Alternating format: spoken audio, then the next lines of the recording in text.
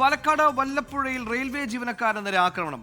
ട്രാക്ക്മാൻ അട്ടപ്പാടി സ്വദേശി നിഷാദിനാണ് പരിക്കേറ്റത്. ട്രാക്ക് പട്രോളിംഗിനിടെ കല്ലുകൊണ്ട് ആക്രമിക്കുകയായിരുന്നു.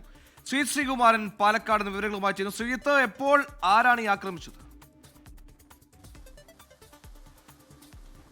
ഇന്നലെ രാത്രി 7:30 മണിയോടുകൂടിയായിരുന്നു സുഹേലി ഒരു സംഭവം നടക്കുന്നത്. ട്രാക്ക്മാൻ 8 വർഷത്തോളമായി ഈ ട്രാക്ക്മാനായി ഇദ്ദേഹം ജോലി ചെയ്യുകയാണ്. ഇദ്ദേഹത്തിന്റെ പേര് നിഷാദ് എന്നാണ്. അട്ടപ്പാടി കൽക്കണ്ടി സ്വദേശിയാണ്. ഇദ്ദേഹവും ഒരു താൽക്കാലിക ജീവനക്കാരനായ അനന്തു എന്നയാളും കൂടി വല്ലപ്പുഴ മേഖലയിൽ ഒരു ട്രാക്കിന്റെ പരിശോധനയിലായിരുന്നു. ഈ സമയമാണ് ഇരു കൈകളിലും കല്ലുമായി എത്തിയ അക്രമി ഇവരെ ആക്രമിക്കുന്നത്. കല്ലെടുത്ത് എറിയുകയായിരുന്നു.